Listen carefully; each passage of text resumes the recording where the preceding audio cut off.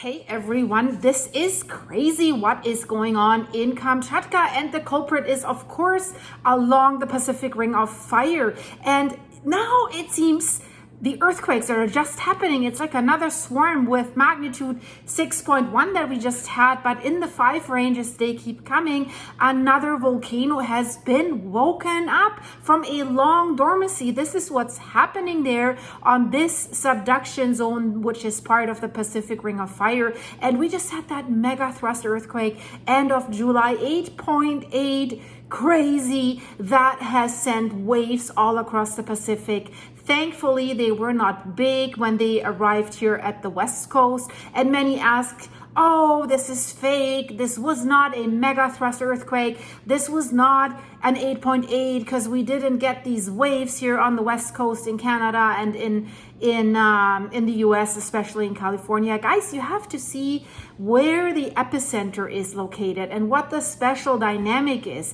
What we especially have to look out for here along the West Coast is what's going on in Alaska. They can send shit to us, so to speak, so to the Canadian West Coast and the US West Coast. So watch what's going on in Alaska especially. I'm not saying the other ones can't send something towards us. Oh, they can. But here, Kamchatka, we have a volcano that's erupting, and it's a massive, massive guy. Kronotsky is the name of this volcano. The Kronotsky Volcano in Kamchatka on the Kamchatka Peninsula, in direct proximity to all the other volcanoes that are started to acting up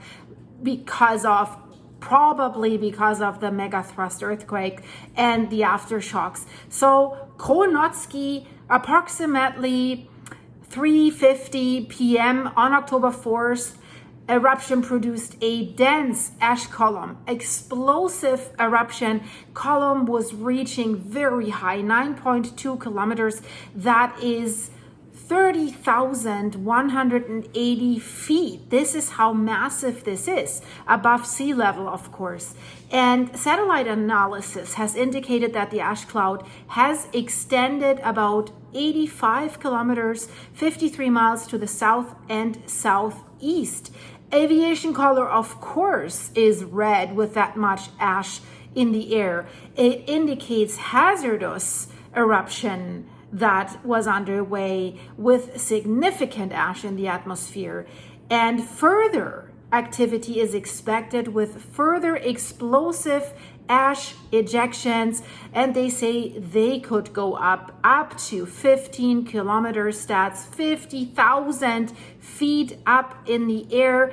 And this marks, guys, the first confirmed eruption of Kronotsky in exactly 102 years. The guy has been quiet. The previous eruptive activity occurred in February of 1923, following a smaller event that happened there in November 1922. And both eruptions that happened in the past were characterized as explosive and effusive. Volcanic explosivity index, VEI, of 2, so moderate explosive energy. And before these events, the only other one, the last confirmed eruption, 50 BCE, also classified as explosive and effusive. And the 1923 eruption has produced lava flows and ash deposits on the southern flanks of this volcano. And now we've got that guy rumbling today. Also, Shivaluk volcano. It's only 180 miles, that's 290 kilometers to the north. Has also produced an ash emission. Not that high, only up to 3 kilometers, roughly 10,000 feet. No ashfall or ground level impacts have been reported.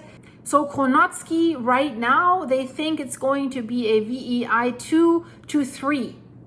No official classification has been done yet, and Kronotsky is a quite symmetrical, massive stratovolcano that lies between the Pacific Ocean and Lake Kronotsky. That is, by the way, the largest lake on the Kamchatka Peninsula. So everything is large there, including the earthquakes. That lake, by the way, has formed during the Pleistocene and the early Holocene, when there were extensive lava flows on the southern flank of the volcano. And they have dammed a river. I'm having problems to say the name. The Listvenitchnaya River that was dammed, causing that lake. And the flanks of this massive volcano, they're deeply incised by radical valleys that are up to 205 meters, 660 feet deep. And yeah, let's have a look at this earthquake map. You can already see that it is along the subduction zone. So these earthquakes are caused by the tectonic process where the Pacific plate is subducting its force beneath the Okhotsk plate. And that's what you see there, the Kuril-Kamchatka Trench. And then we see that friction and the stress that build up at this convergent plate boundary, that's how it's called. Then they're subtly released, and then we see these earthquakes. Powerful megathrust earthquakes. The high speed, the plates are subducting at quite a high speed. That's why that is such an active and dangerous area. And it's also an immensely large fault zone. That's why we see the large earthquakes and the high frequency of the earthquakes. So we see 2 days ago, 4.6, 4.5, lots in the 4s, 5.3. Then we had the 6.1. Then we had a 5.1 yesterday. And then another 4.7, 4.9, 5.2 yesterday, 4.9.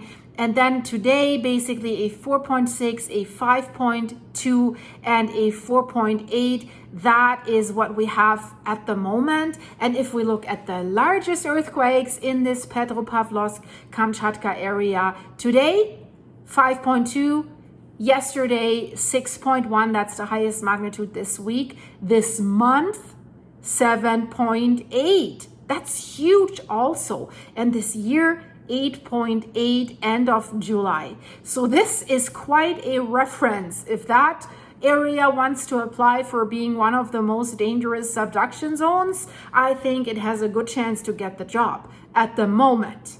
I mean, let's be thankful that the Cascadia Fault is quiet, although there is some unusual activity going on, some traveling earthquakes above the normal norm. I've made a video there and I was on location, so I put this in the end screen, guys, but also watch what's going on in Campi-Flegrei and in many other areas, guys. But here, earthquakes are waking up these monstrous volcanoes, and we know where we have subduction zones, we do have the volcanoes. So I'm a little bit worried about the West Coast where we have so many volcanoes. If the big one hits there, this could be a ripple effect I don't even want to think about. So that would even make Kamchatka look small if that big one happens. So thanks for watching. If you want to fill me up with coffee, greatly appreciated. Go to my buymeacoffee.com/silky site. Link is in the description. Click the join button to become a member. Thank you for your supers. Hi to all my members. Click the end screen and I see you in a second. Bye.